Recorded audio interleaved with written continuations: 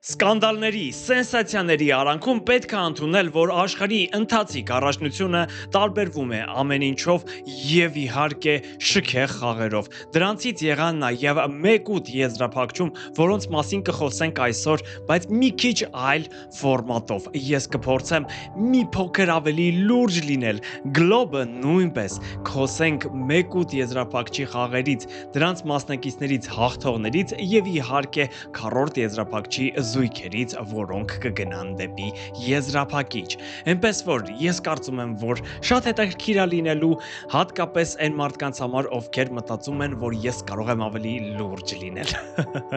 Բաժանորդագրվեք ալիքին, լայքեք անպայման, որովհետև ես կարծում եմ շատ լավն է լինելու։ Չգիտեմ ինչ է լինելու, բայց լավն է լինելու։ Գնացինք։ Սկսենք Ֆրանսիա-Մարոկո զույգից, որը առաջինը կվիճարկի քառորդ եզրափակչի խաղը դեպի կիսա եզրափակիչ, ու ես ուզում եմ նշել, որ սա իմ կարծիքով ամենահետաքրքիր խաղն է լինելու, որովհետև Ֆրանսիան վերջապես կհանդիպի մի հավաքականի, որը գրեթե ամեն ինչով զիջում է, բայց այնքան չէ, որ ֆրանսիացիները Մբապեն եւ ընկերները ուղակի վրաներով անցնեն, այսպես ասած։ Մի քիչ հետ նայենք եւ անդրադառնանք Մարոկո, Կանադա մեկ ութ եզրափակչի խաղին, որտեղ ինչպես նախորդ հաղորդմանը նշել էինք, մարոկացիները ինչպես հասուն ու պրոֆեսիոնալ, արդեն կայացած թիմ սպասեցին այնքան, մինչև զգացին արյան համն ու ուղակի անցան կանադացիների վրայով ու այստեղ շատ հաստ գծով պետք է նշել, որ մարոկացիները պարզապես բոլոր առումներով շատ լավն են, բայց նրանք դիմակայելու են ֆրանսիացիներին, որոնց մասին մենք շատ ենք խոսել ու հատկապես առաջին խաղերից հետո ես կհիշեմ օրինակ Սենեգալ, օրինակ Նորվեգիա, որտեղ երևացին ֆրանսիացիների շատ չնչին, շատ պուճուր բաց տեղերը եւ իմ կարծիքով դա կենտրոնն է։ Ու վերջապես Մարոկոն այն մրցակիցը կլինի, որը կկարողանա ցույց տալ այդ բացը ֆրանսիացիների համար, որովհետև մինչ այս այդ եղած շատ չնչին կրկնում եմ բացը ֆրանսիացիների փակվում էր անհավատալի, աներևակայելի հարձակման շնորհիվ, բայց մարոկացիների գերխնդիրը կլինի այդ բացը ավելի բացել եւ առաջին հերթին կարգապահ եւ շատ լավ իրար հասկանալով խաղի շնորհիվ, ինչը մինչեւ այսօր մարոկացիները կարողանում են ու շատ լավ են կարողանում այս մրցաշարի ընթացքում։ Ամեն դեպքում պետք է ընդունել, որ Ֆրանսիան ֆավորիտ է, Ֆրանսիայի անցնելու հավանականությունը շատ մեծ է ու դա եւս մեկ անգամ ապացուցեց Պարագվայի դեմ խաղը, որտեղ մրցակիցը ուղակի անջարությունից ընտրել էր մի խաղաոճ, որը հատուկ է այն թիմերին, որոնք ցանկանում են հաղթել, բայց էլ տարբերակ չունեն։ Ու իրականում պարագվայցիների մոտ ստացվեց, եթե նայում ենք թվերին, ապա Ֆրանսիան Պարագվայի դեմ խաղում բազմաթիվ հարվածներ կատարեց, բազմաթիվ փորձեր եղան, բայց նրանց խաղը չէր գնում, որովհետև պարագվայցիները հնարավորին չափ կարողացան նյարդայնացնել, բայց մինչև վերջ դա չստացվեց, ասեմ ավելին, Կիլիան Մբապեն խաղընկերների հետ բավական մեծ հասունություն ցուցաբերեց ու դա եւս մեկ ապացույց է, որ հավաքականում օրինակ հենց Կիլիան Մբապեն ուղակի կերպարանափոխվում է ու տրամադրվում է 100%-ով։ Իհարկե Մարոկոն այդպես չի վարվի, իհարկե Մարոկոն կփորձի ֆուտբոլ խաղալով կանգնեցնել ֆրանսիական մեքենան, ինչը այնքան էլ չի հնչում, բայց ասեմ, ես հավատում եմ եւ եթե մարոկացիներն էլ չկարողանան կանգնեցնել ֆրանսիացիներին, ուրեմն հենց Ֆրանսիան կդառնա աշխարհի չեմպիոն, այսպիսի համարձակ արտահայտություն եւ հայտարարություն, որը ուսամ մեր գլխին չի ընկնի։ Հաջորդ զույգը Իսպանիա, Բելգիա։ Այստեղ տարբերությունը կարծում եմ շատ ավելի մեծ է եւ հօգուտ Իսպանիայի, չնայած այն բանի, որ իսպանացիները այնքան ահասարսուռ չեն, որքան Եվրոյի ժամանակ էին։ Առաջատարները այն տեսքը չունեն։ Յամալը մինչև հիմա չի կարողացել հավաքել իր լավագույն մարզավիճակը, բայց ամեն դեպքում պետք է ընդունել, որ Բելգիան այն մրցակիցը չի, որի դեմ խաղում իսպանացիները պետք է շատ մեծ խնդիրներ ունենան, չնայած որ բելգիացիները ներողություն արտահայտությանը ստրեցին եւ ընկան դրախտ։ Թե նրանք ինչպես հասան մինչև այս փուլ քառորդ եզրափակիչ, գիտեն ոչ մեկ չգիտի, որովհետև ուղղակի բելգիացիները խմբային փուլում անճանաչելի էին, այնտեղ կային խնդիրներ, մինչև այդ էլ կային խնդիրներ ու այդ խնդիրները կարծում եմ մնացել է ուղղակի այս պատահական հաջողությունները նրանց երևի թե համախմբեց, բայց մեծ հաշվով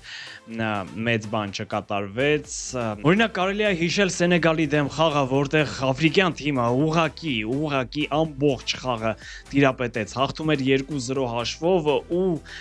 երևի թե հիշեցին Աֆրիկայում իրենց խնդիրները, նորից ընկան շատ խորը ճգնաժամի մեջ, որից շատ լավ օգտվեց Բելգիան, ամեն դեպքում անհատական մակարդակում այնտեղ կատարող ֆուտբոլիստներ կան եւ կարողացան վերջնական հաղթանակ պոկել։ Դե իսկ Ամերիկայի հետ 1-8 եզրափակչի խաղը կարծում եմ շատ լավ հիշում եք մեր նախորդ թողարկումից, որտեղ ուղղակի բելգիացիները անցան Ամերիկայի վրայով եւ դրա համար լրացուցիչ մոտիվացիա ունեին, քանի որ հիշում եք Ամերիկայի հարձակվող Բալուգանի պատմությունը, որի կարմիր քարտը չեղարկվեց ուղիղ զանգով Դոնալդ Թրամփի կողմից եւ Թրամփն էլ հետո հայտարարեց, որ իսկապես զանգել է, դրես չխորանանք, բայց դա բելգիացիներին տվեց հավելյալ մոտիվացիա եւ խաղից հետո, հաղթական խաղից հետո նրանք այսպես հիշեցին Դոնալդ Պապին։ Ամեն դեպքում Բելգիայի խնդիրները ոչ միտեղ չեն անհետացել, բայց չի կարելի ասել, որ Իսպանիան չունի խնդիրներ, որովհետև իսկապես պետք է ընդունել, որ Իսպանիան այն տեսքը չունի, ինչ որ Եվրոյում էր ու դա երևաց նաև Պորտուգալիայի դեմ խաղում։ Նրանք ակնհայտ հաշվարկային խաղի գնացին ու անկեղծ ասած պաշտպանվող եւ հաշվարկային խաղ ցուցադրող Իսպանիայի հավաքականին այնքան էլ հաճելի չէր հետևել, չնայած ինչպես ասում են նորից հաղթողներին չեն դատում ու նրանք կարողացան այդ կես պահը գտնել ու Միկել Մերինոն կարողացավ հաղթական գոլը խփել պորտուգալացիների դեմ խաղում, բայց ելի եմ ասում, օրինակ Պեդրին էլ, Յամալն էլ, մնացածներն էլ այն փայլը չունեն, որ կարողանաս ասել, նույնիսկ Բելգիային կկարողանան հեշտ ու հանգիստ հաղթել, բայց իհարկե Իսպանիան ֆավորիտը, իհարկե պետքա ընդունել դա եւ ամենայն հավանականությամբ նրանք կլինեն կիսաեզրափակչում ու այդտեղ երկու կարծիք կարծում եմ չկա։ Անցնենք երրորդ զույգին՝ Նորվեգիա, Անգլիա, ու սա կարծում եմ ամենադաժան պայքարը կլինի ու միանգամից ասեմ կհաղթի այն հավաքականը, որը կունենա ավելի լավ ֆիզիկական պատրաստվածություն, բայց Նորվեգիայի հարցում պետք է ընդունել եւ պետք է հասկանալ, որ շարժիչ ուժը վերջնական հաշվով Էրլինգ Հոլանդն է։ Հիմա եթայած գցենք եւ տեսնենք, թե ինչ էր կատարվում Բրազիլիայի դեմ խաղում։ Բրազիլիացիները ունեին պահեր, հարվածում էին, գրոհում էին, բայց եկավ պահը եւ Հոլանդը ասեց իր խոսքը Տուգանային հրապարակում շատ ճիշտ դիրքավորվելով, շատ կետային շարժումներ անելով նա կարողացավ գտնել այդ ճեղքը եւ գոլի հեղինակ դառնալ, եւս մեկը նա